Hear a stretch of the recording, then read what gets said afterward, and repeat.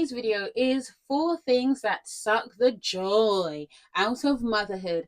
The first thing is constantly comparing your motherhood journey to others. Now, you see, when I first joined Instagram years ago, when the girls were much younger, like probably 2 or whatever, I was following a lot of stay-at-home moms and homeschooling moms, naturally, because that was my angle. I was like, okay, I'm here to share that I'm homeschooling and stuff like that. But you know what I realized after a while? I just found myself comparing. I just found myself always feeling like I'm just not doing enough. I'm just not doing enough. Like, we have to think of how social media is set up, right? You go through the stories. This person's at Disneyland. This person has the perfect playroom and everything is wooden. This person is a maths whiz and her 3-year-old can do her 20 times table and her 65 times table. This person is living on a farm and they're raising chickens and eggs and they're growing all this food. Like, listen.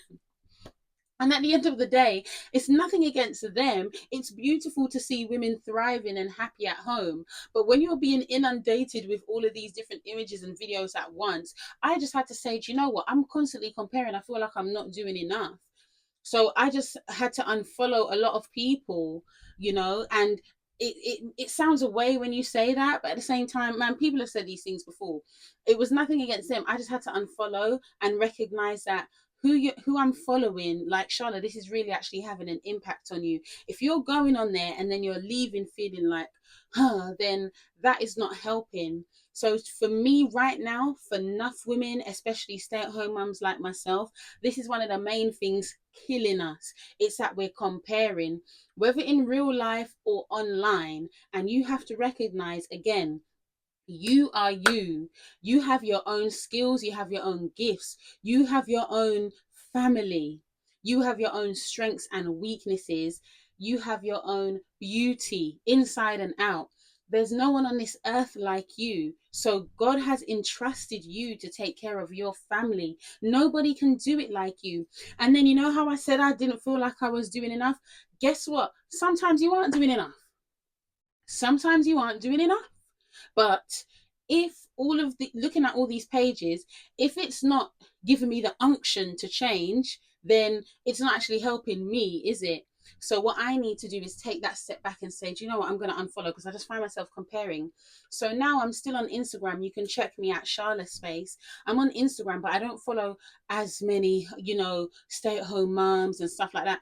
If I see something I like, I'll click and I'll like or whatever, but it's just for me. And also, in a sense as well, because this is my life, it's like, the ones where you're living it. So when you get online, you want to feel like you're disassociating in a way, even though, yes, the main purpose of my Instagram is to promote my website, to promote my coaching and my products and my YouTube.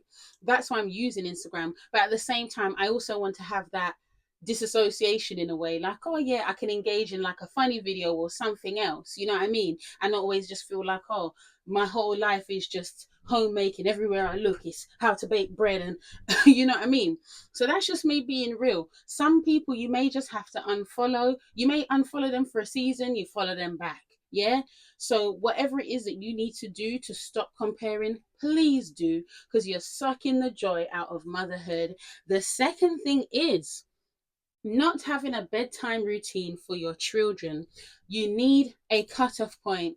The other day I was on a call with a loved one. She said the house is quiet. I said, yeah, the kids are in bed. One thing with me, I understand for some people, because if your children are at school in the day, they come home, I get it. Maybe you want to make the most of it, enjoy the time, spend as much time as possible. But when you're around the children most of the time, every day, when it gets to a certain time, I'm like, yeah, time to wind down now, time to cut off. So my girls, their bedtime is 7 o'clock. My eldest is 9, and the youngest is, no, sorry, yeah, she's going to be 9 in November. And the other one, I always have to remind myself, Ariel, sorry, you just turned 7 in July, right? And whatever bedtime people want to do, that's their business. We tried to do her at 8 for a season, then she was playing up, so I said, okay, reduce back to 7. Now, does that mean that at 7 p.m. they're like this? No, they're not. They're probably up here chatting and doing what they need to do. But all I know is they're out of my space. You can do a bit of quiet reading, you can have your little sister chat, and then you get to sleep. And then while they're doing that, I can be downstairs. If I want to spend time with King, I can spend time with him. If I want to watch TV, I can watch TV. If I want to do some work, I can do some work. But I can have my peace and quiet to do what I need to do. So obviously, you can do some things for yourself in the day. You need to. You can't always wait till nighttime to do everything. But a lot of women would realize they would have so much more time and so much more peace if they would only put their kids to bed. They need a bedtime. They need the sleep, and you need the cutoff. And remember, they're only a child for a short season of their whole entire life. Life is good. They're never going to get sleep like this. Look at me. Even today, I was like, oh man, babe, I don't want to film the video, because my eyes, I'm tired. At the end of the day, if you go to bed late, this is what you get. But sometimes it's just a thing where you're tired, right? No, sometimes, Charlie, you just need to go to bed. But anyway, when you're a child, you ain't got no responsibilities. Life is nice. So let them enjoy this season of their life, because before you know it, bloop, they're an adult. They're not getting that sleep again. So let them get that sleep. Let their brain develop, let their body grow, and put those kids to bed. One time I heard a story. It was an actor and he did a story. And his name is Samuel Jackson. There's a bad word in it, but I got the essence of it. And it was about children going to sleep. And if you've heard it, you've heard it. If you haven't, you're all right. But bedtime is bedtime. Okay. Number 3, not seeking guidance from the word on how to establish and run your home. Okay, so in the Bible, we've got the book of Proverbs. The Bible tells us submit to one another, submit to your husband. It tells us how to be as a wife. There is so much advice in the word, whether or not you're looking for something specifically on motherhood and homemaking, but there are just so many gems there for life. Use the resource. I was having a conversation with my husband about this today. If only we would use the resource, even like if we would just use it more, our businesses would pop off more than we realize. Everything, so many different areas in our life. If we would just use that tool book. I heard someone use this acronym years ago, the Bible, basic instructions before leaving earth. And I get it, because it could all be so simple, but we'd rather make it hard. Yeah, shout out to Lauren Hill, right? So if we just read the book more and more, we can have the guidance from the person who made us, the person who created family. He gets it. Cast your cares on him, which leads us to the 4th point. The reason why the joy is being sucked out of our motherhood is because we're not being honest about our struggles or seeking help.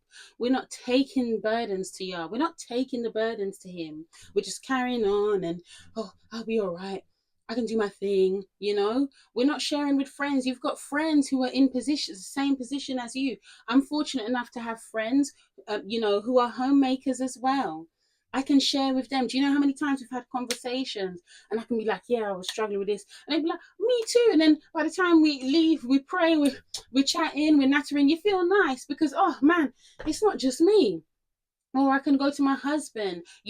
I consider him as my best friend because he's such a good listener and so supportive. So I know that I can go to him and share stuff. There are so many people in your life that you can tap into to say, I'm going through a season, but first of all, take it to you. Take your burdens to him, right? Cast all your cares on him, for he cares for you. Let's believe the word. Let's believe that he says what he says, so that we can truly have joy in motherhood. Because it's funny, I was watching Married at First Sight the other day, and they were like, oh, we're like an old married couple. And I was saying it's so interesting because at the end of the day, yes, there are many unhappy marriages. But in the media, we've taken on so many messages that, oh yeah, marriage, after a while, it's going to be dead. We've taken on so many messages like that it's like we kind of almost expect it, and we need to rebuke that. And also the same with motherhood, especially when it comes to being a homemaker, being a stay-at-home mum, right? It's like, oh, I'm going to be at home and it's just going to be, oh, my life is over now, because we've heard these messages. This is what we've taken inside. So when we start to live it now, you're manifesting what you've been taking in all along. What would you expect? This is what you've been telling yourself, that there's going to be no joy, that, oh, there's nothing left. Oh, I just lost myself. And yes, sometimes we do lose ourselves, and we're here to find ourselves again.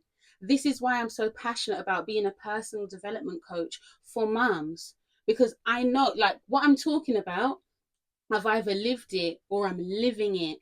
And I know how I feel. I know that I can sincerely say, with knowing that I'm not lying, that I have joy, that I have contentment and peace in my life. Yes, I've had seasons where I've not, but overall, I'm very happy to be in this position. It's a very blessed position. At one point, I even wondered, do I want to be a mum? Will I be maternal? I don't know where I had that thought from, but I'm so grateful to be a mum. I'm so grateful to be at home. I'm so grateful to be married. All of these things are beautiful blessings, but what it is, it will suck if you don't have Yah in it. If you don't bring God into your life and then you wonder why you're struggling, that is why. Because that is the missing piece. That is the missing piece, ultimately. So I'm grateful for my life. I have joy. I'm always trying to look for things to be grateful for. Are things perfect? No, right? Things aren't perfect, but whose home is perfect? The people who we look at online, and then the next thing, someone's doing an expose. This influencer lied. They've been divorced for free. You know the one there. How many times have we seen these videos by now? So do you see why I had to as well stop following all of these homemaker? Because enough time people are lying. These times they're taking the picture and here's neat, and then the corner is full of mess. Do you see what I'm saying? Look at me even right now. Can I kick up my foot and reach?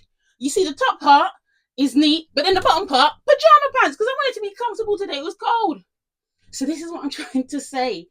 I'm not about illusion here. I'm about real life. And in the real world, not just online, I want to have joy. I want to live and be happy and be content.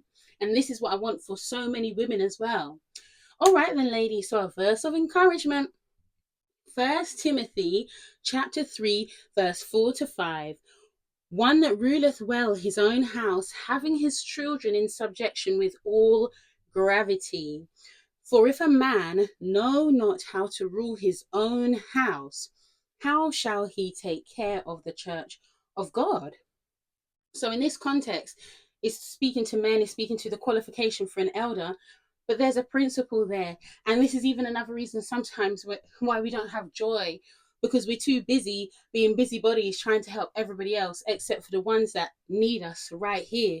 I need me, my children and my husband need me, and I want to have joy. And then when we're sorted out, when we're happy, then we can spread that to other people and truly be a blessing. No one has to be in lack, because we're just pouring out of what is there, what we're living every day. Yeah? All right then, ladies. So thank you for watching. And while you are here, please remember to like and subscribe. Bye.